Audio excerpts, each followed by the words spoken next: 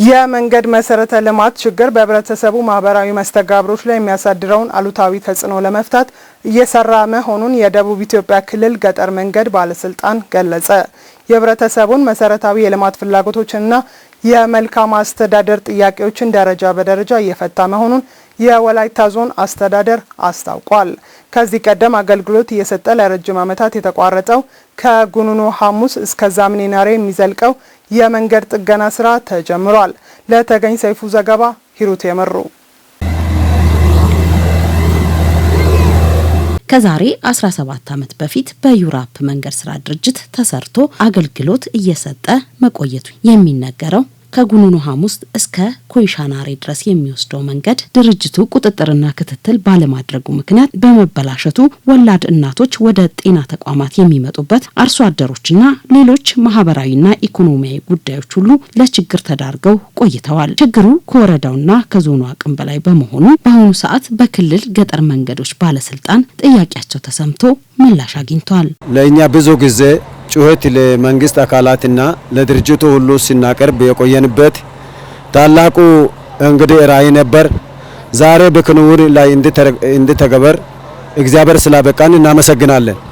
መንገዱ ስራ እንደዚህ ባለው በግዙፍ ማሽን ጀምሮ በተከታታይ ማሽኖችም የመቀጠል ስራ ሁሉ ለአካባቢ ህብረተሰብ የሚደረጉ አደራረጎችን ሁሉ በግልጽ ስለተናገሩና ባለሙያዎቹ ሁሉ ትብብር ስላደረጉ እናመሰግናለን። ለመንገድ ብለን ያለው ነገር ሁሉን እንሰዋለን በማለት መነሻ በመሆን እስከ የፈለገው ነገር እገዛ ለማድረግ እንችላለን ብለን ቃል ገብተናል። ባህር ዛፍ ቀርቶ ቤት ቢሆንም እኛ ህብረተሰብ በልማት የተለያየ አካባቢ እንቀይራለን እንጂ ሌላ ሁከት ሌላ ነገር በዚህ ላይ አናምጣም። ማሽኑ በሚያድርበት ቦታም እኛ የሚሊሻዎችን እናስጠብቀዋለን፣ እኛ ራሳችንም እንጠብቀዋለን። መንግስት ለኛ አስበውት ብዙ ጊዜ ጥያቄ ነው። የመሰረተ ልማት ሁሉ መነሻ መንገድ ብለን ነው የምናስበው። መንገድ ካለመኖሩ ጋር ተያይዞ የውሃ፣ የድልድይ፣ የትምህርት ቤት፣ የከተማ እድገት ሁሉም ነገር ማለት በሚያስችል ደረጃ ስታክ አድርጎ ነው የነበረው። እኛም ህብረተሰቡም ሲያነሳ እንደነበረው ከዚህ በኋላ በዚህ መንገድ በቀላሉ እየተመላለሰን ከህዝባችን ጋር የጠበቀ ትስስር ፈጥረን ሌሎች የልማት ጥያቄዎችንም በሚገባ ለመስራትና ወደ ግብ ለማድረስ እንግዲህ ለህዝባችን ቃል ገብተናል። የመንገድ መሰረተ ልማት ችግርን ጨምሮ ከህብረተሰቡ ዘንድ የሚነሱ የመልማትና የመልካም አስተዳደር ጥያቄዎችን በየደረጃው እየፈታ መሆኑን የወላይታ ዞን ምክትል አስተዳዳሪ አቶ ተስፋሁን ታዲዮስ ገልጸዋል። ከዚህ በፊት ይሄ መንገድ እንግዲህ በዩራፕ መንገድ እየተሰራ የቆየበት ሁኔታዎች አሉ። አሁን ባለው ሁኔታ ከዛ ወጥቶ ወደ ደረጃው አድርጎ ወደ ገጠር መንገድ የተካተተበት ሁኔታዎች አሉና ይህ በጣም ከመንገድ ልማት አኳያ ትልቅ እድል ነው። እንደ ወረዳው እንደ መንግስትም ለኛ ትልቅ እድል ነውና በዞናችን ሁለት መንገዶች በገጠር መንገድ ዘንድሮ ከገቡት አንደኛውና ትልቁ ይሄኛው መንገድ ነው። ስለዚህ ይሄ መንገድ በዚህ ብቻ የሚቆም አይደለም።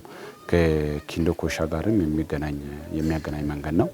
ሁለት ወረዳዎችን ከወረዳዎችም ጋርም የሚያገናኝ ሰፊ ፍሰት ያለበት አካባቢ ነውና ይህን በዛሬው ዕለት በይፋ ከክልል ገጠር መንገድም ከዳሞሰር ወረዳ ጋርም ለማስጀመር ስራ ያስጀመረበት ሁኔታዎች አሉና ከዚህ ቀደም መንገዱ አገልግሎት ሲሰጥ የቆየ ቢሆንም ብልሽት ባጋጠመበት ወቅት ወዲያውኑ ጥገና ባለመደረጉ ለከፍተኛ ብልሽት ተዳርጓል። በዚህ ምክንያት ሲሰጥ የነበረውን አገልግሎት አቋርጦ ማህበረሰቡ ለእንግልት የዳረገው ይህ መንገድ በአሁኑ ሰዓት ከክልሉ ገጠር መንገዶች ባለስልጣን ከ65 ሚሊዮን ብር በላይ በጀት ተመድቦ ስራ መጀመሩ የአካባቢውን ጉዳይ በዘላቂነት እልባት እንዲያገኝ ያስችላል ተብሏል። እስከ ሰኔ 30 በሚንጨርሰው መንገድ ውስጥ ነው የሚይዘው።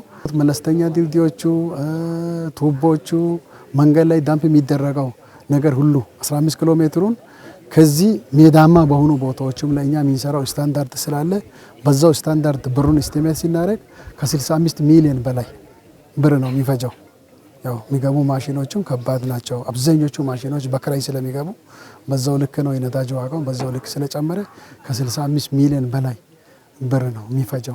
የጠየቅነው ጥያቄ የረጅም ጊዜ የረጅም ዓመታት ጥያቄ ቢሆንም ጊዜውንና ወቅቱን ጠብቆ ከብዙ ችግሮች መካከል ይሄን የመሰለ ማሽን ለኛ ሰጥቶ ብዙ አካባቢ ላይ እንደ ወላይታም ብዙ የመንገድ ችግር ያለበት አካባቢ አለና ይሄን ሁሉ ተራ በተራ እየሰራ ዛሬ ለዛምኔናሬ እንደ ክልልም እንደ ዞንም ትብብር አድርጎ የሰጡ አካላትን እጅግ አርጌ አመሰግናለሁ። ያሉ 3 ቀበሌያት ወደ ዋናው ወረዳ ማዕከልም ወደ ሶዶ ከተማም ለሕክምናም ወላድ እናቶችም ለማድረስ ችግር ነው የቆየበትና ማህበረሰቡ በቀላሉ በአምቡላንስ አገልግሎት ማግኘት የሚችለውን በቃሬዛ ተሸክሞ የሚሄዱበት በጣም አስቸጋሪ መንገድ የሆነና አገልግሎቱ ሙሉ ያቋረጠና ችግር የፈጠረ መንገድ መሆኑን በተለያየ ጊዜ በዞኑም በወረዳም በሚቀርበው ጥያቄ መነሻ በአካልም እዚህ ቦታ በመምጣት የመንገዱን አስቸጋሪነት በማየት የክልሉ መንግስት እንደ ፕሮጀክት ሆኖ የክልሉ ገጠር መንገድ ከሚያሰራቸው ፕሮጀክቶች አካል እንዲሆኑ በ2018 በጀት ዓመት ታቅዶ ያው የዝግጅት ስራዎች ሲሰራ ነው የቆየው።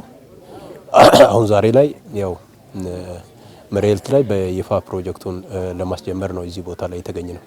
የተጀመረው ስራ ያለ እንቅፋት እንዲከናወን የአካባቢው ነዋሪዎች አስፈላጊውን ድጋፍ በማድረግ ኃላፊነት መወጣት እንደሚገባቸውም ተጠይቋል።